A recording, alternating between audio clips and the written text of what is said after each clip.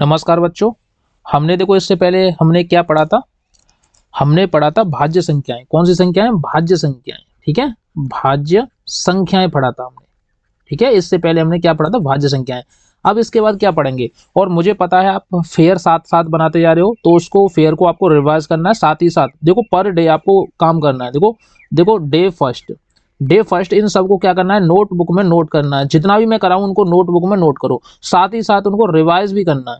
ठीक है, रिवाइज भी करना है साथ ही साथ उसको। जब आप रिवाइज करोगे ना तो आपके दिमाग में सारे के सारे क्वेश्चन छट जाएंगे। ठीक है, और आपको ऐसा भी लगेगा कि आपके एग्जाम में वही क्वेश्चन आए हैं। अब आज देखेंगे अभाज्य संख्याएं। देखो काफी ज्यादा इंपॉर्टेंट है ये अभाज्य संख्याएं टॉपिक, और यहाँ से पेपर में हर साल क्वेश्चन पूछे जाते हैं, और मैं आपको आज सारे क्वेश्चन कवर कराने वाला हूँ जो आपके एग्जाम में आते हैं। ठीक है, तो अभाज्य संख्याएं किसको बोलते हैं, किस किस से क्वेश्चन बनते हैं और किस टाइप के क्वेश्चन आपके एग्जाम में आते हैं? देखो प्राइम नंबर बोलते हैं अभाज्य संख्याओं को। तो देखो यहाँ से ऐसा कोई एग्जाम नहीं है, चाहे आप एयरफोर्स में जाओ, नेवी में जाओ, आर्मी में जाओ, चाहे एसएससी में जाओ, चाहे रेलवे में जाओ, कहीं भी चले जाओ, अभाज्य संख्या से एक क्वेश्चन जरूर बनता है। और आपके नवोदय तो भर भर के पूछता है, यहाँ से एक या दो क्वेश्चन तो हर साल आपके एग्जाम में आते हैं। देखो सबसे पहले अभाज्य संख्या देखेंगे। अभाज्य संख्या क्या होती है? देखो सबसे पहले इसकी डेफिनेशन समझेंगे। ठीक है, अभाज्य संख्या कौन सी होती है? वे सभी संख्याएं, यहाँ पे लिखेंगे। देखो सबसे पहले लिखो, अपनी फेयर में लिखो, वे सभी संख्याएं।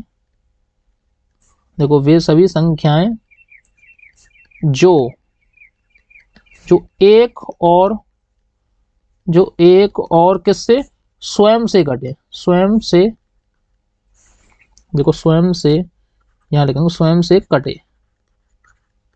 एक से कटे और स्वयं से कटे, यानी खुद से कटे। बात समझ में आई? वे सभी संख्याएं जो स्वयं व एक के अतिरिक्त किसी अन्य संख्या से न कटे, और इसके अलावा इसके अलावा किसी दूसरी संख्या से नहीं कटे। संख्या से नहीं कटे। देखो या तो वो एक से कटे और या फिर खुद से कटे। जैसे मैं एक एग्जांपल दूंगा, एग्जांपल से आपको समझ में आ जाएगा। देखो दो बताओ, दो में किसका भाग जाएगा? या तो एक का जाएगा या फिर दो का खुद का जाएगा। अगर मैं बोलूं तीन संख्या बताओ, तीन में किसका भाग जाएगा? या तो एक का जाएगा या तो तीन का जाएगा। ठीक है, अगर मैं आपसे बोलूं पांच संख्या में किसका भाग जाएगा, तो या तो पांच में एक का जाएगा या फिर पांच का खुद का जाएगा। अगर मैं बोलूं कि आपको बोलूं सात संख्या में किसका भाग जाएगा, तो या तो एक का जाएगा या फिर सात का जाएगा। अगर मैं बोलूं 11 संख्या में किसका भाग जाएगा, तो या तो एक का जाएगा या 11 का जाएगा। अब आपके दिमाग में एक ये डाउट क्लियर हो गया होगा कि अभाज्य संख्या कौन सी होती है? वे संख्याएं इसका कोई भी गुणनखंड नहीं होता, या तो एक होगा या फिर खुद वही संख्या होगी। बस देखो खुद से ही कटेगी या फिर एक से कटेगी, उसके अलावा कोई भी उसका गुणनखंड नहीं होता। ठीक है, तो वे संख्या कौन सी कहलाती है? अभाज्य संख्या कहलाती है। कौन सी संख्या कहलाती है? अभाज्य संख्या कहलाती है। अब देखो अभाज्य संख्याएं आपके एग्जाम में बहुत बार पूछी जाती हैं। ठीक है, तो देखो कभी कभार ये पूछा जाता है 1 से 100 तक की गिनती में अभाज्य संख्या कितनी आती है, तो मैं इसकी ट्रिक सिखाता हूँ आपको। कहाँ है? आपको एक ट्रिक सिखाता हूँ मैं इसकी। ठीक है, सबसे पहले इसकी ट्रिक समझेंगे, उसके बाद हम सारे के सारे क्वेश्चनों को करेंगे एकदम डीपली तरीके से। तो ट्रिक समझने के बाद ही आप कर पाओगे। ठीक है, देखो इसकी ट्रिक कैसे है, इसकी ट्रिक समझेंगे। सबसे पहले अगर आप ट्रिक आपने कैचिंग कर ली ना तो हो जाएगा। तो सबसे पहले हम 6 का फाड़ा लिखेंगे। 6 गन 6, 6 दूनी 12, 36 18, 6 चौक 24, 6 पंजे 30, 6 नंगे 36, 6 सत्ते 42, 4 48, 6 नंगे 54, 6 दाम के 60। लेकिन हमें 100 तक अभाज्य संख्या ज्ञात करनी, तो 100 तक लिखेंगे। ये इसके बाद आएगा 66, इसके बाद आएगा 72, फिर आएगा 78, फिर आएगा 84, 84 के बाद कितना आएगा बताइए? 6 जोड़ेंगे तो 90। ठीक है, 90 के बाद आएगा 96। ठीक है, अब देखो हमें अभाज्य संख्या ज्ञात करनी है। कौन सी संख्या है? अभाज्य संख्या। अभाज्य संख्या देखो चुटकियों में निकल जाएगी, कोई भी दिक्कत नहीं होगी। अभाज्य संख्या निकालने की मैं ट्रिक ही सिखा देता हूँ अभाज्य संख्या की। देखो सबसे पहले तो 2 होती है, उसके बाद 3 होती है। अब देखो 6 से पीछे कौन सी आती है? 5। 6 के बाद कितनी आती है? 7।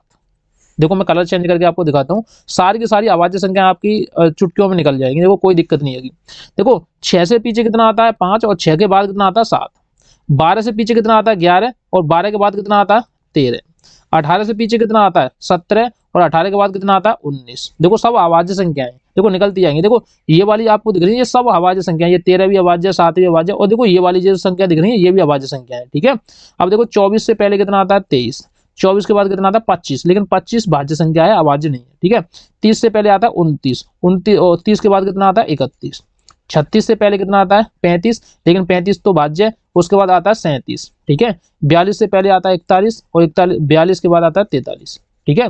48 से पहले आता है क्या 47, उसके बाद आता है 49, 49 भी भाज्य संख्या है। देखो पहचानती जा रही है कि नहीं। आपकी ये को शानदार सी ट्रिक बताता हूँ मैं। 54 से पहले आती है 53 और 54 के बाद आता है 55, तो 55 भी भाज्य संख्या है, ठीक है। 60 से पहले आती है 69, 69 भी भाज्य है। उसके बाद आता है 61, इससे पहले आएगी 65, उसके बाद आएगी 67, ठीक है। इससे पहले आएगी 71, उसके बाद आएगी कितनी बताइए 73। 78 से पहले कितना आएगा 79, कितना आएगा 79। 79 में किसका जाएगा बताइए। देखो इसके बाद आएगा 77, 77 में जाता, उसके बाद आएगा 79, ठीक है। 84 से पहले कितना आएगा 83 और इसके बाद आएगा 85, 85 में जाता है। इससे पहले आएगा 89, ठीक है। और इसके बाद कितना आएगा 91, 91 में तो चला जाता है। अब देखो 96 से बाद में 95 होती है, 95 भी जाता है। इसके बाद आएगी 97। अब देखो जितनी भी ये संख्या निकल के आई है सारी की सारी अभाज्य संख्याएं, ये देख लो, ये देख लो, आप चेक कर लो, ये देखो सारी की सारी अभाज्य संख्याएं। आप एक एक ट्रिक लगा के 6 का फाड़े से पूरी की पूरी अभाज्य संख्या को ज्ञात कर सकते हो। ये सारी की सारी आपको दिख रही है, वो क्या है अभाज्य संख्याएं। अभाज्य संख्या कौन सी संख्या होती है, मैंने आपको डेफिनेशन बताई, वे संख्याएं जिनमें खुद से कटे और एक के अलावा किसी और से नहीं कटे, वो कौन सी संख्या होती है अभाज्य संख्या होती है। ये वाली बात आपको समझ में आ गई होगी, ठीक है। अब मैं आपको ये बताऊंगा, देखो इसको लिख लो, जितना भी मैंने कराया इसको लिख लो। अब देखो यहाँ से क्वेश्चन किस टाइप के बनते हैं वो मैं क्वेश्चन आपको बताऊंगा। क्वेश्चन देखो, इसको मैं साफ करता हूँ। सबसे पहले मैं आपको ये दिखाऊंगा क्वेश्चन किस टाइप के आपके एग्जाम में पूछे जाते हैं, और देखो उनको याद कर लेना, जितना भी मैं लिखा हूँ उन सबको याद कर लेना, क्योंकि काफी ज्यादा इंपॉर्टेंट है। पेपर में यही सारी चीजें आएंगी, इसके अलावा कोई नई चीज नहीं आएगी। अगर आप लोग ये सोचो कि इसके अलावा कुछ और भी पढ़ना होता है, कुछ और भी आएगा पेपर में, तो ऐसा कुछ नहीं आता, ठीक है। जो मैं कराऊं वही पढ़ना है आपको, उसके अलावा आपको एक्स्ट्रा माइंड नहीं लगाना है। अगर एक्स्ट्रा माइंड लगाओगे तो लगा सकते हो, कोई दिक्कत नहीं है। अगर कोई क्वेश्चन में डाउट है तो आप पूछ सकते हो, ठीक है। अब देखो यहाँ पे सबसे पहले मैं आपको बात बताऊं, सबसे पहली बात सुनो, सबसे पहली बात सुनो। देखो कुछ महत्वपूर्ण पॉइंट लिखेंगे हम यहाँ पे। देखो सबसे छोटी अभाज्य संख्या यहाँ लिखेंगे। देखो पेपर में पूछा जाता है, आपसे पूछेगा सबसे छोटी क्या अभाज्य संख्या, अभाज्य संख्या। सबसे छोटी अभाज्य संख्या कौन सी होती है आप बताओ। सबसे छोटी अभाज्य संख्या कौन सी होती है, तो सबसे छोटी अभाज्य संख्या होती है 2। तो ये पेपर में पूछा जाता है, ऐसे करके घुमा के पूछेगा कि सबसे छोटी अभाज्य संख्या कौन सी होती है बताओ। अब देखो दूसरे टाइप का क्या आता है, दूसरे टाइप से क्या पूछता है। देखो सम तथा अभाज्य दोनों संख्याएं हैं। देखो एक ऐसी संख्या है जो सम भी है और कौन सी है सम, और क्या है अभाज्य है, अभाज्य है। बताओ वो कौन सी संख्या है। एक ऐसी संख्या बताओ जो सम भी है और अभाज्य भी है। वो 2 ही है, क्योंकि देखो देखो 2 क्या है, 2 सम संख्या में आती है, 2 सम संख्या में आती है, 2 ही अभाज्य है। बात समझ में आई कि नहीं, इस 2 पॉइंट को याद कर लेना। उसके बाद देखो तीसरा पॉइंट क्या आता है। तीसरा पॉइंट 2 के अलावा कोई भी अन्य सम संख्या अभाज्य नहीं होती। यहाँ पे लिखेंगे 2 के अलावा, 2 के अलावा कोई भी सम संख्या क्या नहीं होती, अभाज्य नहीं होती, अभाज्य नहीं होती। बात समझ में आई कि नहीं। 2 के अलावा, 2 के अलावा कोई भी सम संख्या, देखो 2 एक कैसी है सम संख्या है, 2 कैसी है सम संख्या है। 2 के अलावा कोई भी संख्या जो सम हो वो अभाज्य नहीं हो सकती, ठीक है कि नहीं। सबसे छोटी अभाज्य संख्या कौन सी है, 2 है, सबसे छोटी अभाज्य संख्या लिखेंगे, ठीक है। और देखो और इसमें देखो किस तरीके से पूछता है वो भी लिखेंगे। सबसे छोटी विषम अभाज्य संख्या यहाँ लिखेंगे, सबसे छोटी, छोटी। देखो सबसे छोटी सम अभाज्य संख्या पूछे, सम अभाज्य संख्या। देखो यहाँ 2 तरीके के क्वेश्चन पूछे जाते हैं, सम अभाज्य, अभाज्य संख्या। सबसे छोटी सम अभाज्य संख्या पूछे तो कौन सी होगी, 2 होगी, 2, क्योंकि उसने सम बोल दिया है। अगर सम की जगह विषम लिख दे, यानी 5वां पॉइंट लिखेंगे, सबसे छोटी विषम, विषम अभाज्य संख्या, विषम अभाज्य संख्या बताइए कौन सी होती है। सबसे छोटी विषम अभाज्य संख्या कौन सी होती है, तो सबसे छोटी विषम अभाज्य होती है 3। बात समझ में आई कि नहीं। ये देखो 5 पॉइंट हो गए। और देखो 6वां पॉइंट कौन सा है, 6वां पॉइंट अगर आपसे एक के बारे में पूछता है तो एक न तो भाज्य है न ही अभाज्य है। यहाँ पे लिखेंगे एक न तो भाज्य है और न ही अभाज्य है, ठीक है। एक कैसी संख्या है, न तो उसको भाज्य संख्या बोलते हैं ना अभाज्य संख्या बोलते हैं, काफी ज्यादा इंपॉर्टेंट है। IMP इंपॉर्टेंट है, वेरी वेरी वेरी इंपॉर्टेंट है, आपके पेपर में ये कई बार पूछा गया है। ठीक है। 7वां पॉइंट हम जानेंगे 1 से 100 तक अभाज्य संख्या कितनी है। 1 से, ऐसे करके डायरेक्ट क्वेश्चन पूछेगा आपके पेपर में, 1 से लेकर 100 तक अभाज्य संख्या कितनी है, पूछेगा ऐसे, अभाज्य संख्याएं कितनी है बताइए। तो 1 से लेकर 100 तक की अभाज्य संख्या कितनी है, 25 है। ठीक है। 1 से लेकर 100 तक की अभाज्य संख्या कौन सी है, कितनी है, 25 है। तो देखो हम यहाँ पे टेबल देखेंगे तो देखो 2 आएगा, 2 के बाद कितना आएगा, 3 आएगा, 3 के बाद कितना है अभाज्य संख्या, 5 है, फिर 7 है। ये तो एक टेबल हुई। उसके बाद देखो सेकंड जो टेबल आती है 11 हुआ, 11 के बाद कौन सी टेबल है, 13 है, 13 के बाद कितना है, 17 है, 17 के बाद कितना है, 19 है। ये दूसरी टेबल हुई। तीसरी टेबल में आती है 23 और 29। इस वाली लाइन में 23 और 29 ही होती है, इसके अलावा कोई भी संख्या नहीं होती। उसके अलावा देखो 31 और 37 होती हैं उस लाइन में। ठीक है, 30 वाली लाइन में। और 41 वाली लाइन में 41 खुद होती है। ठीक है। और 43 होती है और 47 होती है। ठीक है। उसके बाद देखेंगे 50 वाली लाइन में 53 होती है, 51 तो 51 में चला जाता है, 59 होती है, ये भी खत्म। 61 वाली लाइन में 61 और 67 दो संख्या होती है, 61 और 67 ये दो संख्या होती है। ठीक है। और 71 वाली लाइन में यानी 71 होती है और 73 होती है और 79 होती है, ये 3 संख्या होती है। 80 वाली लाइन में देखो 83 होती है और 87 होती है, इसके अलावा कोई नहीं होती है, वो 87 79। ठीक है, बात समझ में आई कि नहीं। और 97 होती है। अब आप इनको गिन सकते हो आराम से। ठीक है, इनको आराम से गिन सकते हो, गिन लो इनको। तो ये कितनी हुई, अभाज्य संख्या हुई। और देखो ये वेरी वेरी वेरी इंपॉर्टेंट है, वेरी वेरी वेरी इंपॉर्टेंट है। ठीक है, आपके एग्जाम में डायरेक्टली पूछा जाएगा। आपसे एग्जाम में पूछेगा सबसे छोटी अभाज्य संख्या, तो आपको बोलना है 2। अगर आपसे बोले सबसे छोटी सम और अभाज्य दोनों संख्या है, वो भी 2 ही है। अगर आपसे बोले कि सबसे छोटी सम अभाज्य संख्या, सम अभाज्य की बात करें तो सम कौन सी है, 2 भी है। ठीक है, 2 ही है। अगर विषम बोल दे, सम की जगह विषम बोल दे तो 3 है। अगर एक के बारे में पूछे, एक सम संख्या है या एक विषम संख्या या एक अभाज्य संख्या है, कैसी भी संख्या है, एक न तो भाज्य संख्या न ही अभाज्य संख्या है। ठीक है, अगर 1 से 100 तक की संख्याओं में कितनी भाज्य संख्या आती है, तो 25 आती है, ऐसे करके आपको गिनना है। ठीक है, ये वाली बात समझ में आ गई। और देखो एक और मैं बात बता दूं, अगर 1 से लेकर 100 तक, 1 से लेकर 100 तक में 9 कितनी बार आता है, कितनी बार आता है, तो देखो 1 से लेकर 100 तक की गिनती में 9 आता है 20 बार।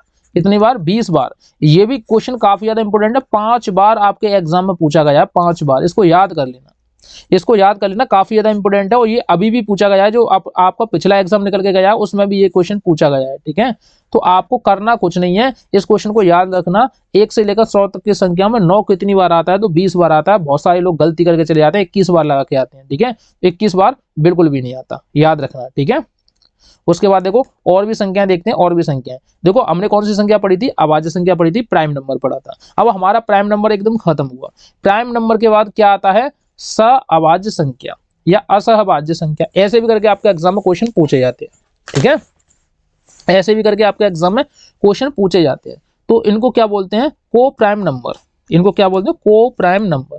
यहाँ लिख देते हैं, इंग्लिश में भी लिख देते हैं, जो इंग्लिश वाले हैं। को, देखो मैं थोड़ा कलर चेंज करता हूँ,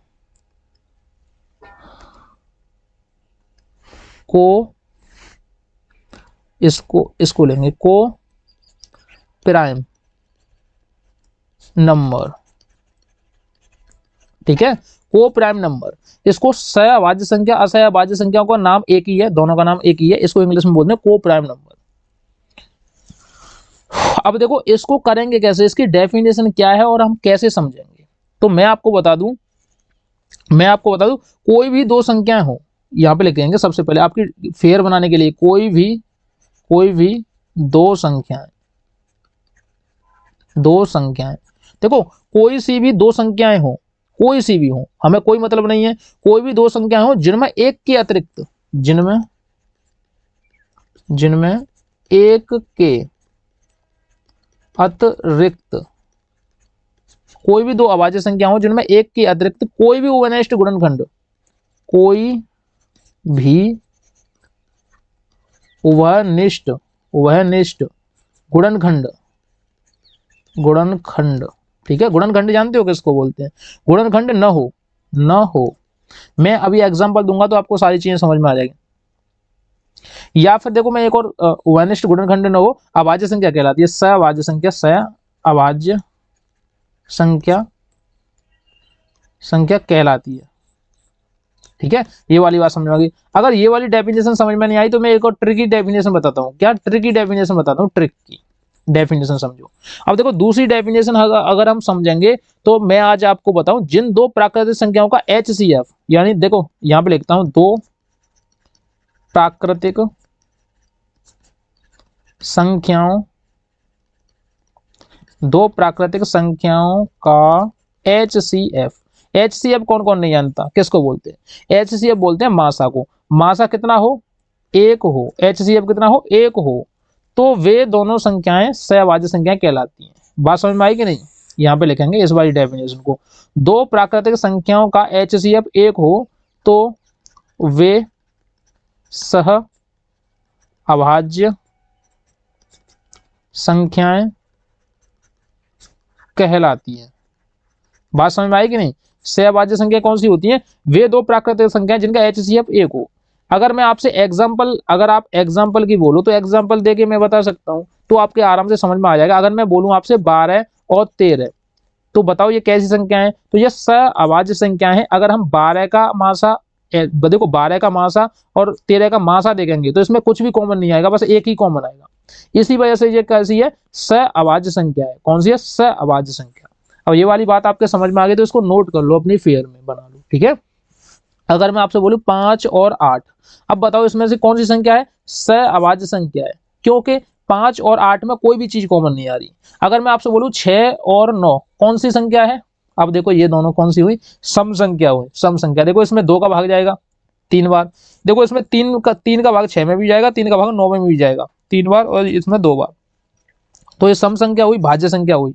भाज्य संख्या हुई, देखो 6 कैसी है? सम संख्या भी है, ठीक है, भाज्य संख्या भी है। तो ये दोनों क्या है? भाज्य संख्या हुई। हमें सहअभाज्य संख्या पूछनी है, सहअभाज्य संख्या, यानी कि वो किसी से नहीं कटे, एक से कटे, और दोनों में मतलब कट तो जाए लेकिन दोनों में कुछ कॉमन नहीं आए, दोनों में सिर्फ एक ही कॉमन आए। ठीक है, जैसे कि अगर मैं आपसे बोलूं कि 15 और 17, अब बताओ इन दोनों में क्या कॉमन आएगा? कुछ भी कॉमन नहीं आएगा, एक कॉमन आएगा। इसी को सहअभाज्य संख्या कहते हैं। ठीक है, ये वाली बात समझ में आ गई? ये नोट कर लिया होगा आपने, वीडियो पॉज कर लो, इसको सारे को लिख लो। ठीक है, इस पूरे जो मैंने कराया उसको लिख लो, उसके बाद मैं इसको साफ करके और डेफिनेशन बताऊंगा जो आपके ज्यादा इंपोर्टेंट है और आपके एग्जाम में बहुत बार पूछे जाते हैं। ठीक है, आपको सारी चीजें करा के ले जाऊंगा मैं डिटेल्स में। ठीक है, किसी भी चीज को अधूरा नहीं छोड़ूंगा, सारे के सारे कंसेप्ट, सारी की सारी ट्रिकें को आपको पूरा करा के दूंगा। ठीक है, तो वीडियो को अंत तक देखते रहना और जितना भी हो उतना मैं बताता हूँ उतना काम करना। अब देखो एक और बात आती है, जुड़वा अभाज्य संख्या देखी होगी आपने। कौन सी? जुड़वा अभाज्य संख्या। अब जुड़वा अभाज्य संख्या ये क्या होती है? जुड़वा हमने फिल्म तो देखी है, कौन सी? सलमान खान की जुड़वा फिल्म है। ठीक है, और एक वरुण धवन की नई फिल्म आई थी जुड़वा, उनको क्या बोलते हैं? Twins, twin prime number.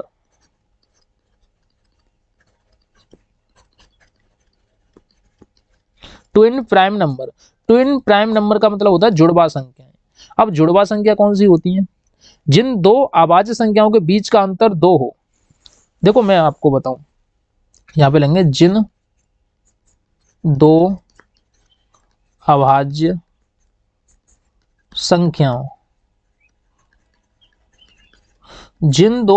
संख्याओं के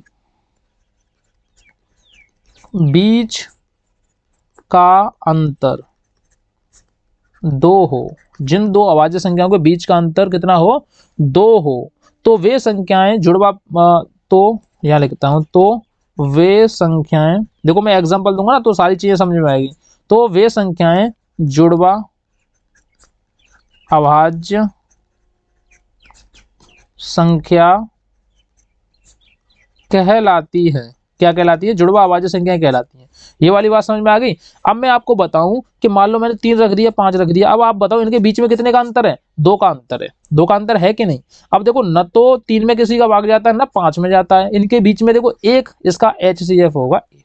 ठीक है, बात समझ में आई कि नहीं? अब देखो ये भी अभाज्य है, ये भी अभाज्य है, लेकिन अगर इनमें से एक भी सम संख्या होती तो सहअभाज्य संख्या कहलाती, फिर ये अभाज्य संख्या बिल्कुल नहीं कहलाती, जुड़वा अभाज्य संख्या नहीं कहलाती। ठीक है, सहअभाज्य संख्या कहलाती, जुड़वा अभाज्य संख्या नहीं कहलाती। अगर मैं यहाँ पे 8 और 3 लिख दूं, अब आप बताओ इनमें से क्या मैचिंग कर रहा है। तो हमें पता है ये कैसी संख्या है, सम संख्या है, 8 सम संख्या होती है, और ये अभाज्य संख्या होती है, ये विषम संख्या भी है कि नहीं, है कि नहीं। अगर ये विषम संख्या है अब और ये वाली सम संख्या, तो ये जुड़वा संख्या नहीं हुई, जुड़वा अभाज्य संख्या नहीं हुई, ठीक है। जुड़वा अभाज्य संख्या वे होगी जो दोनों संख्या अभाज्य हो। जैसे कि हमने 11 और 13 ले लिया, इनके बीच में देखो 2 का गैप है कि नहीं। अगर हम 29 और 31 ले लें, देखो इनके बीच में 2 का गैप है, आप देख लो। तो जितनी भी संख्याएं हैं जिनके बीच में 2 का गैप हो, दोनों संख्याएं विषम हो, अभाज्य हो, तो वे जुड़वा अभाज्य संख्याएं भी कहलाती हैं। तो आपका एग्जाम में ऐसे भी पूछा जाता है, ठीक है। अब देखो मैं इसके इंपोर्टेंट पॉइंट लिख देता हूँ, उस इंपोर्टेंट पॉइंट को समझना, तो आपके सारी चीजें समझ में आ जाएगी, मैं ऊपर लिख दूंगा, ठीक है। तो आपको ये भी नोट करना है, नीचे ही नोट करना है आपको। तो मैं तो यहाँ पे जगह नहीं बची, इसी वजह से ऊपर बॉक्स में लिख रहा हूँ, आपको ये यहीं पे लिखना है। अब देखो सबसे पहली बात इसमें याद करने वाली क्या थी, प्रत्येक जुड़वा अभाज्य, देखो यहाँ लिखेंगे प्रत्येक जुड़वा अभाज्य, प्रत्येक जो जुड़वा अभाज्य होती है, क्या, प्रत्येक जो जुड़वा अभाज्य होती है सह अभाज्य होगी। कैसी होगी, सह अभाज्य होगी। प्रत्येक जुड़वा संख्या होगी वो सह अभाज्य संख्या होगी। कौन सी होगी, सह अभाज्य संख्या होगी। लेकिन प्रत्येक सह अभाज्य संख्या अभाज्य संख्या नहीं होगी। यहाँ पे लिखेंगे लेकिन प्रत्येक, कौन सी, लेकिन प्रत्येक सह अभाज्य, ठीक है। लेकिन प्रत्येक सह अभाज्य, यहाँ पे लिखेंगे सह अभाज्य क्या, लेकिन सह अभाज्य जुड़वा अभाज्य नहीं होगी, जुड़वा अभाज्य नहीं होगी। ये वाली चीजें याद रखनी है। देखो प्रत्येक जो जुड़वा भाज्य है वो सहभाज्य हो सकती है। देखो जो जुड़वा भाज्य है ना, ये सहभाज्य होती है, लेकिन सहभाज्य कभी जुड़वा भाज्य नहीं हो सकती, क्योंकि देखो इनमें जुड़वा आएंगे ही नहीं, कभी भी नहीं आएंगे जुड़वा। एक सम संख्या भी हो सकती है, एक विषम संख्या भी हो सकती है, ठीक है। इस वाली बात को याद रखना। अब देखो दूसरी बात इसमें कौन सी इंपोर्टेंट है, 2 क्रमागत प्राकृतिक संख्याएं सहभाज्य होती है। यहाँ लिखेंगे 2 क्रमागत का मतलब क्या होता है, क्रमागत, ये गत लिखा जाएगा, गत। देखो मैं इसको साफ करके दोबारा से लिख के बताता हूँ किस तरीके से लिखा जाएगा। देखो अब देखो 2 क्रमागत ऐसे करके, क्रमागत का मतलब क्या होता है, लगातार। 2 क्रमागत प्राकृतिक संख्या आपको पहले मैंने कराई थी। 2 क्रमागत प्राकृतिक संख्याएं क्या नहीं होंगी, बताइए क्या नहीं होंगी, सहभाज्य होती हैं। क्या होती हैं, सहभाज्य। बात ये वाली बात इसके नीचे लिखनी थी, जुड़वा संख्या के नीचे लिखनी है, यहाँ भी मत लिखना, अभाज्य संख्याओं में नहीं लिखना। ये तो पहले की डेफिनेशन पढ़ी है, इसके अंदर मैं पढ़ा रहा हूँ सहभाज्य संख्या और जुड़वा संख्याएं, ठीक है। ये वाली चीज नोट करके अलग से लिखनी है, ये याद करनी है आपको, क्योंकि आपके एग्जाम में ये डायरेक्टली पूछ लिया जाएगा। बात समझ में आ रही है कि नहीं, तो ये आपके एग्जाम में डायरेक्टली पूछ लिया जाएगा, तो आपको इस तरीके से इसको रिवाइज करना है, ठीक है। उसके बाद हम नेक्स्ट देखेंगे, नेक्स्ट क्या है, अनुवर्ती संख्याएं। अब अनुवर्ती संख्या क्या होती है, हम इसको कैसे याद करेंगे। देखो इंग्लिश वाले देख सकते हैं, कोई भी दिक्कत नहीं है। अनुवर्ती संख्याओं की ट्रिक क्या होती है, अनुवर्ती संख्याओं को कैसे करते हैं और क्या हमारे एग्जाम में आती हैं, तो मैं आज आपको बताऊं, ये एग्जाम में बहुत बार पूछी गई है, काफी ज्यादा। देखो very very very most important है, क्योंकि आपके एग्जाम में ये लगातार पूछे जा रहे हैं। यहाँ से अनुवर्ती और पूर्ववर्ती संख्या से क्वेश्चन पूछे जा रहे हैं, ठीक है। कौन सी संख्या से, अनुवर्ती और पूर्ववर्ती संख्या से क्वेश्चन पूछे जा रहे हैं। देखो 2 संख्याएं होती है, एक तो अनुवर्ती होती है, दूसरी पूर्ववर्ती होती है, ठीक है। अब देखो हम सबसे पहले अनुवर्ती संख्या को पढ़ेंगे, अनुवर्ती संख्या क्या होती है और हम इसको कैसे कर सकते हैं। देखो किसी दी गई संख्या से ठीक बाद वाली संख्या, देखो मैं यहाँ पहले तो हिंदी में लिखता हूँ, फिर उसके समझाऊंगा। किसी दी गई संख्या के ठीक बाद वाली संख्या, देखो किसी दी गई संख्या के ठीक बाद वाली संख्या दी गई संख्या की अनुवर्ती संख्या कहलाती है। जो दी गई संख्या की अनुवर्ती कहलाती है। बात समझ में आई कि नहीं। अब देखो मैं आपसे बोलूं कि ये लिखा है 5, इसकी अनुवर्ती संख्या बताओ, अनुवर्ती संख्या। अब आप क्या करोगे, आप क्या करोगे अनुवर्ती संख्या बताने के लिए, तो आप इसमें एक ऐड कर दोगे, ये हो जाएगा 6। 6 क्या हुई अनुवर्ती संख्या हुई। एक और ट्रिक है, देखो इसकी ट्रिक क्या है, देखो इसमें ट्रिक क्या काम करती है, ट्रिक क्या काम करती है, देखो जब भी आपसे अनुवर्ती पूछे उसमें एक जोड़ दो, एक जोड़ दो, ठीक है, एक जोड़ दो, ये इसकी ट्रिक है। अगर मैं बोलूं कि 9 की अनुवर्ती संख्या क्या हुई, तो 9 में एक जोड़ दो, कितनी हुई 10। कोई पूछे 15 की अनुवर्ती संख्या कितनी हुई, 15 में एक जोड़ दो तो कितनी हुई 16। यानी कि किसी संख्या के आगे जो संख्या आएगी, यानी आगे मतलब समझ रहा है, जैसे कि 5 के बाद कितना आएगा 6, आगे ही तो आई है 6, इससे पीछे वाली संख्या नहीं, आगे वाली संख्या, आगे कितना आई है 6। यानी कि अगर 5 को देखें तो 5 क्या है अनुवर्ती संख्या है, ठीक है, 5 की अनुवर्ती कौन सी है 6 है, 5 की अनुवर्ती 6 है। बात समझ में आएगी नहीं, इसकी ट्रिक समझ में आई, उसी संख्या में एक जोड़ देंगे तो हमें अनुवर्ती संख्या पता चल जाएगा, ठीक है। और देखो एग्जाम में क्वेश्चन आते हैं, अभी एग्जाम में क्वेश्चन आया था, ये वाला क्वेश्चन आया था ऐसे करके, अब इसकी अनुवर्ती संख्या कौन सी होगी, तो इसमें एक जोड़ना था तो ये हो जाता 0 7 7 6 9, ठीक है, ये वाली संख्या इसकी अनुवर्ती संख्या हो जाती है। बहुत सारे बच्चे गलत भी करके आते हैं एग्जाम में, ठीक है। तो इसकी ट्रिक क्या थी, एक जोड़ना है, बस संख्या में एक जोड़ देंगे तो अनुवर्ती संख्या हो जाएगी। उसके बाद देखेंगे पूर्ववर्ती संख्या। अब पूर्ववर्ती संख्या क्या होती है, देखो इसमें क्या होता है, किसी दी गई संख्या के ठीक पीछे वाली संख्या, यहां पे लिखेंगे किसी किसी संख्या किसी संख्या की किसी संख्या की ठीक पीछे वाली संख्या होती है, क्या होती है ठीक पीछे वाली संख्या होती है, ठीक है, किसी संख्या की ठीक पीछे वाली संख्या, यहां लिखेंगे पीछे वाली संख्या क्या कहलाती है, पूर्ववर्ती संख्या कहलाती है, पूर्ववर्ती संख्या कहलाती है। ये वाली चीजें याद रखनी है आपको, ठीक है, ये वाली चीजें क्या करना याद रखनी है, ठीक है। पूर्ववर्ती संख्या किसको बोलते हैं, उसके ठीक पीछे वाली संख्या को। एक एग्जांपल देके बताऊं तो आपको सारी चीजें सारे डाउट क्लियर हो जाएंगे। अगर मैं बोलूं 5 की पूर्ववर्ती संख्या क्या होगी, तो पूर्ववर्ती इसके एक पीछे वाली संख्या क्या होगी 4 होगी, इसका आंसर हो जाएगा 4। 4 क्या है 5 की पूर्ववर्ती संख्या है, ठीक है। अगर कोई बोले कि 100 किसकी पूर्ववर्ती संख्या है, तो 100 101 की पूर्ववर्ती संख्या है। अगर मैं बोलूं 101 की पूर्ववर्ती संख्या क्या होगी, तो 101 की पूर्ववर्ती संख्या 100 होगी, क्योंकि एक माइनस कर देंगे।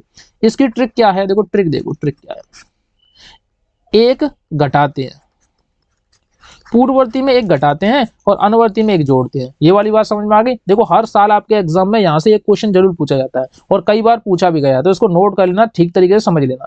अगर मैं आपसे बोलूं ये कोई संख्या लिखी है, इसकी आपको पूर्ववर्ती संख्या बतानी है, तो पूर्ववर्ती संख्या बताओ, तो इसमें से एक माइनस कर देंगे। जब भी इसमें से एक माइनस करेंगे तो ये हो जाएगा 9, ठीक है, ये हो जाएगा 9 4 7 6 9, ये इसकी क्या हुई पूर्ववर्ती संख्या हुई। अब इसमें कोई डाउट है, बिल्कुल नहीं है।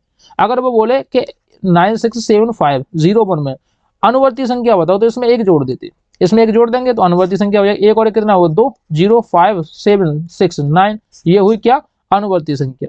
अनुवर्ती और पूर्ववर्ती आपको अच्छे से समझ में आ गई होंगी, इसको रिवाइज करना है, इस पर प्रैक्टिस भी करनी है कि अनुवर्ती क्या होता है पूर्ववर्ती क्या होता है, ठीक है। देखो आपके एग्जाम में लगातार पूछा जाता है यहाँ से, ठीक है। अब देखेंगे क्रमागत संख्याएं, लेकिन क्रमागत संख्याओं को देखने से पहले थोड़ी सी जगह खाली करेंगे, ठीक है। क्रमागत संख्याओं को देखने से पहले थोड़ी सी जगह खाली करेंगे क्योंकि हमारे पास जगह की शॉर्टेज है। हाँ अब देखो, अब हम करेंगे क्रमागत संख्याएं क्या होती है, अनुवर्ती भी समझ लें, पूर्ववर्ती भी समझ लें, सम अभाज्य विषम सारी चीजें हमने समझ ली। अब देखेंगे इसमें देखेंगे क्रमागत संख्या क्या होती है। देखो क्रमागत संख्या लगातार संख्याओं को बोलते हैं, लेकिन क्रमागत संख्याओं को देखो कंसेक्टिव नंबर्स भी बोलते हैं इंग्लिश में। लेकिन मैं इसकी डेफिनेशन सबसे पहले आपको समझाऊंगा तो आपको सारी की सारी कहानी समझ में आ जाएगी क्या है। देखो दो संख्याएं, देखो यहाँ पे सबसे पहले समझो, जो संख्याएं किसी क्रम या नियम से आए, जो संख्याएं किसी क्रम या नियम से आए, वे संख्याएं जो क्रम या नियम से आए तो क्रमागत संख्याएं कहलाती हैं, क्रमागत संख्या कहलाती है। बात समझ में आई कि नहीं।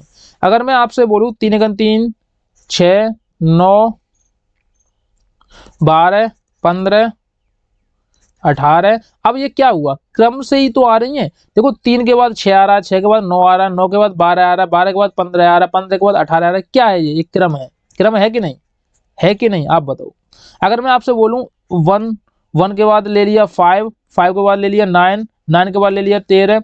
अब देखो ये क्या है, ये भी एक क्रम है, क्योंकि इसमें और इसमें 4 का गैप है, इसमें 4 का गैप है, इसमें 4 का गैप है। अगर इसको देखेंगे तो इसमें 3 का गैप है, इसमें भी 3 का गैप है, इसमें भी 3 का गैप है, इसमें भी 3 का गैप है। तो है कि नहीं, इसी को क्रमागत संख्या बोलते हैं, जिसमें कोई भी क्रम काम कर रहा हो, पैटर्न काम कर रहा हो। क्रमागत संख्या समझ में आ गई, जिसमें कोई पैटर्न या क्रम काम कर रहा हो उसी को क्रमागत संख्याएं कहते हैं। ठीक है, आपको रिवाइज करना है, नोट करना, अपनी फेयर भी बनानी है। उसके अलावा हम बढ़ेंगे आगे वाले में, हमें पढ़ना है वर्ग। अब देखो वर्ग संख्याएं क्या होती हैं, वर्ग संख्याएं भी पूछा जाता है कभी कभार, कोई भी वर्ग संख्या होती है, वर्ग और वर्गमूल, घन और घनमूल, वो तो मैं सारी चीजें आपको बाद में सिखाऊंगा। लेकिन आज हम वर्ग संख्याओं के बारे में पढ़ेंगे, क्योंकि आज हम नंबर सिस्टम चैप्टर पढ़ रहे हैं। तो नंबर से देखो मैं बताऊं, वर्गमूल घनमूल वाला चैप्टर बिल्कुल अलग है, बिल्कुल अलग है। लेकिन आज हम संख्याओं के बारे में पढ़ रहे हैं, तो इसी वजह से हम वर्ग संख्याओं को जानेंगे। वर्ग संख्या क्या होती है, वे संख्याएं जिनका वर्गमूल एक पूर्ण संख्या में हो। ठीक है, वे संख्याएं, देखो सबसे पहले इसकी डेफिनेशन लिखेंगे, देखो सब डेफिनेशन लिख लो या समझ लो। तो सबसे पहले डेफिनेशन लिख लो, वे संख्याएं, वे संख्याएं, ठीक है, कौन सी संख्याएं, वे संख्याएं जिनका वर्गमूल, जिनका जिनका वर्गमूल, वे संख्याएं जिनका वर्गमूल पूर्ण संख्या में प्राप्त हो। किसमें, पूर्ण संख्या में, पूर्ण संख्या में प्राप्त हो। वे संख्याएं जिनका वर्गमूल पूर्ण संख्या में प्राप्त हो, उन्हें वर्ग संख्याएं कहते हैं। उन्हें क्या कहते हैं, वर्ग संख्याएं कहते हैं, संख्याएं कहते हैं। ठीक है, ये वाली बात समझ में आ गई। जैसे कि मैं आपसे बोलूं 4, 4, देखो 4 किसका वर्ग है, आप बताओ। रूट करेंगे तो रूट हमें निकल के आया 2 का वर्ग है। तो अब ये क्या हुआ, पूर्ण वर्ग संख्या हुई, यानी वर्ग संख्या हुई, वर्ग संख्या कहलाएगी। ठीक है, अगर मैं आपसे बोल दूं 64, 64 किसका वर्ग है, देखो 64 किसका वर्ग है, आप बताओ। तो 8 का वर्ग है, तो 8 क्या हुई, पूर्ण संख्या हुई। ठीक है, पूर्ण वर्ग संख्या हुई, पूर्ण वर्ग संख्या हुई। बात समझ में आई कि नहीं, पूर्ण वर्ग संख्या, सारी चीजें समझ में आ गई। अब देखो 4, 9, 16, ठीक है, और कितना 36 मान लो, ठीक है, 49 मान लो, ये क्या है, पूर्ण नहीं वर्ग संख्या है। ये क्या है, वर्ग संख्या है। ठीक है, कौन सी संख्या है, वर्ग संख्या है। अब इसी में से आती है घन संख्याएं, कौन सी आती है, घन संख्याएं। अब घन संख्या क्या होती हैं, वे संख्याएं जिनका घनमूल पूर्ण संख्या में प्राप्त हो। देखो यहाँ पे वर्गमूल पूर्ण संख्या में प्राप्त होता, वर्गमूल की जगह यहाँ घनमूल लिख देना, तो वो संख्या कहलाएगी, घनमूल संख्या कहलाएगी। ठीक है, अब देखो इसका एग्जांपल देंगे, घन का एग्जांपल देता हूं, घन का एग्जांपल समझो। देखो 27 लिख दिया, 27 में क्या है, 3 गुणा 3 गुणा 3 ही तो है। अब देखो ये क्यू किसका है, बताइए, 3 का क्यू है, तो ये 3 आया था। तो ये 27 जो हुआ, क्या हुआ बताइए आप, घन संख्याएं हुई, घन संख्याएं हुई। देखो डिटेल्स में हम वर्ग को, घन को तो बाद में पढ़ेंगे, लेकिन पहले घन को और वर्ग को, संख्याओं को समझ लो, संख्या किसको होती है। ठीक है, बात समझ में आ गई नहीं। अगर मैं बोलूं आपसे 8, 8 बोल दूं, 8 में क्या है, 2 का गुणा 3 बार करा है, तभी तो 8 बना है। तो 2 क्या हुई, 2 क्या हुई, घन। 2 का घन क्या होगा, अब आप बताओ, 2 का घन क्या होगा, 8 होगा। यानी 8 क्या हुई, घन संख्या हुई, क्या हुई, घन संख्या हुई। बात समझ में आई कि नहीं। अब घन संख्या की भी डेफिनेशन आपको लिखनी है, तो ये वर्ग की जगह घन लिख देना, और सारी चीजें वही रख देना, और यहाँ भी वर्ग की जगह क्या लिख देना, घन लिख देना, तो आपकी डेफिनेशन क्लियर हो जाएगी। बात समझ में आई कि नहीं, वर्ग संख्या घन संख्या कंप्लीट हुई। अब देखो उसके बाद आती है n अंक की बड़ी से बड़ी संख्या। देखो जोरदार क्वेश्चन है, वेरी वेरी वेरी अच्छे से समझना आपको, very very very very very, जितना वेरी लगा सको उतना वेरी लगा लो, क्योंकि हर साल देखो आपके एग्जाम में ये क्वेश्चन पूछा जाता है। इनका पूछता है अंतर, बड़ी से बड़ी संख्या में अंतर, छोटी से छोटी संख्या में अंतर क्या होगा, 4 अंक की बड़ी से बड़ी और 5 अंक की छोटी छोटी संख्या में अंतर क्या होगा। देखो क्वेश्चन तो मैं बाद में प्रैक्टिस कराऊंगा, आज मैं आपको ट्रिकें बता रहा हूं और आपको डिटेल्स में समझा रहा हूं कि होता क्या है, मैटर क्या है। ठीक है, अब देखो n अंक की बड़ी से बड़ी संख्या पूछे तो हम सबसे पहले क्या करेंगे, आप बताओ, थोड़ा सा आप दिमाग लगाओ। देखो यहां लिखेंगे, यहां लिखेंगे किसी भी, यहां लिखेंगे डेफिनेशन समझो, किसी भी अंक की, किसी भी अंक की, क्या, किसी भी अंक की बड़ी से बड़ी, बड़ी से बड़ी, किसी भी अंक की बड़ी से बड़ी संख्या लिखने के लिए, क्या, संख्या लिखने के लिए, किसी अंक की बड़ी से बड़ी संख्या लिखने के लिए उतने ही 9 लिखे जाते हैं, क्या, उतने ही 9 लिखे जाते हैं। बस कहानी खत्म हुई। अब आपके समझ में आ गया। अगर आपसे बोले n अंक की बड़ी से बड़ी संख्या लिखो, तो n अंक की बड़ी से बड़ी संख्या लिखने के लिए उतने ही 9 के लिख दो। अगर आपसे कोई बोले कि बेटा 5 अंक की बड़ी से बड़ी संख्या लिखो, तो 5 बार क्या लिख लेना, 9 के 5 बार लिख देना, आपका आंसर आ गया। ठीक है। अगर कोई बोले 7 अंक की बड़ी से बड़ी संख्या लिखो, तो 7 बार 9 के लिख देना। ठीक है, ये 7 बार 9 के लिख दे, 7 अंक की बड़ी से बड़ी संख्या हुई। कोई बोले 3 अंक की बड़ी से बड़ी संख्या लिखो, तो 3 बार 9 के लिख दो, 3 अंक की बड़ी से बड़ी संख्या। अब आपको समझ में आ गई। जितने अंक बोले उतने बार 9 के लिख दो, तो बड़ी से बड़ी संख्या हो जाएगी। अगर आपसे कोई बोले छोटी से छोटी संख्या लिखो, तो छोटी से छोटी संख्या समझते हैं, उसके बाद फिर हम आगे बढ़ेंगे। ठीक है, अब देखो हमने बड़ी से बड़ी संख्या समझ ली, तो अब छोटी से छोटी संख्या समझने में हमें ज्यादा आसानी होगी। ठीक है, अब देखो किसी भी अंक की छोटी से छोटी संख्या लिखने के लिए यहां पे लिखेंगे डेफिनेशन। किसी भी अंक की छोटी से छोटी संख्या लिखने के लिए, किसी भी अंक की छोटी से छोटी संख्या लिखने के लिए सबसे पहला काम देखना, सबसे पहले 1 लिखते हैं। किसी अंक की छोटी छोटी संख्या लिखने के लिए सबसे पहले हम क्या लिखते हैं, 1 लिखते हैं। क्या लिखते हैं, 1 लिखते हैं। फिर 1 के बाद कहानी स्टार्ट होती है, उसके बाद 0 बढ़ाते जाते हैं, 0।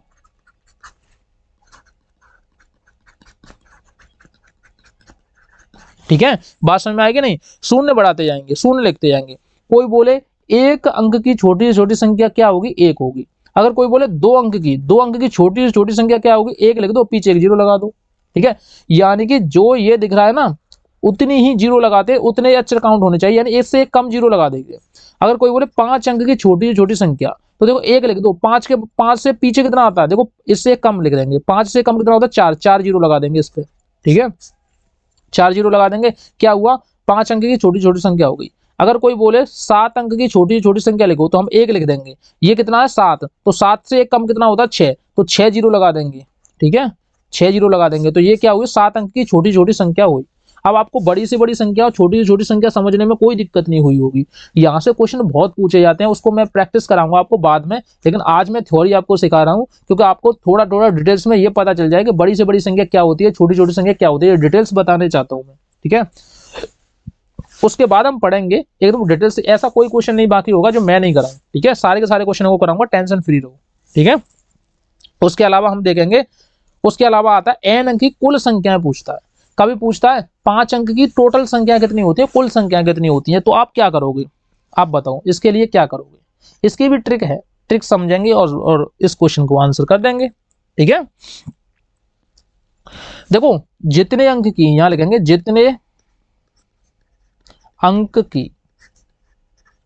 जितने अंक की कुल संख्याएं निकालनी हो, कितना, कुल संख्याएं क्या हो, निकालनी हो। जितने अंक की कुल संख्याएं निकालनी हो, तो सबसे पहले 9 लिखकर, तो सबसे पहले 9 लिखकर उससे एक कम शून्य लिख देते हैं, उससे एक कम 0 लिख देते हैं। ठीक है, देखो जितने अंक की कुल संख्या पूछे उससे एक कम लिखकर 0 लिख देते हैं। देखो मैं एक एग्जांपल से समझाऊं तो आपको समझ में आएगा। अगर कोई बोले कि 5 अंक की कुल संख्या कितनी है, तो 5, देखो हमने क्या कहा था 9 लिखकर, तो सबसे पहले हम 9 लिखेंगे, उसके बाद उससे एक कम शून्य लिख देते हैं। इससे एक कम कितना है 5 से एक कम कितना है 4, तो 4 जीरो लगा देंगे, तो 5 अंक की कुल संख्या कितनी हुई, ये हुई। ठीक है, 5 अंक की कुल संख्या कितनी हुई, ये हुई। अगर कोई आपसे बोले 7 अंक की कुल संख्या कितनी होती है, तो 9 लिखेंगे सबसे पहले, 7 से कम कितना होता है 6, तो 6 जीरो लगा देंगे। ठीक है, तो अब ये हमारे पास जो आएगा डाटा वो आएगा 6 अंक की कुल कितनी संख्या है, तो 6 अंक की कुल संख्या इतनी है। ठीक है, आपको ये सारी चीजें समझ में आ गई। ठीक है, n अंक की कुल संख्या की संख्या कितनी होगी, तो इस तरीके से आप लगाते जाओगे। कोई बोले 7 अंक की कुल संख्याओं की संख्या कितनी होगी, 8 अंक की, जितनी भी पूछे आपको इस तरीके से करना, पहले 9 लिखना है, उसके बाद जितने भी अक्षर हो उसमें से एक कम करके जीरो लिखनी है। ठीक है, उसके बाद देखो हम समझेंगे आरोही क्रम और अवरोही क्रम। आपने सुना होगा असेंडिंग ऑर्डर और डिसेंडिंग ऑर्डर। आरोही क्रम क्या होता है, देखो आरोही क्रम में एक एग्जांपल दूं, सबसे पहले एग्जांपल समझो। ये लिखा है 9, ये लिखा है 2, ये लिखा है 4 और ये लिखा है 5। ठीक है, और ये लिखा है 7। अगर मैं आपसे बोलूं कि इसको आरोही क्रम में लिखो, किसमें, आरोही क्रम में लिखो, तो सबसे पहले हम छोटा छांटेंगे। छोटा कौन सा है 2, तो यहाँ पे लिखेंगे 2। उसके बाद कौन सा है बड़ा, तो 4 है, तो यहाँ पे लिखेंगे 4। उसके बाद कौन सा है 5 है, उसके बाद 7 है, उसके लास्ट में आएगा 9। यानी ये हुआ आरोही क्रम। आपको समझ में आया होगा। ठीक है, तो सबसे पहले हमें छोटी संख्या लिखनी होती है और उसके बाद बड़ी, उससे बड़ी, फिर उससे बड़ी। यहाँ पे लिखेंगे संख्याओं को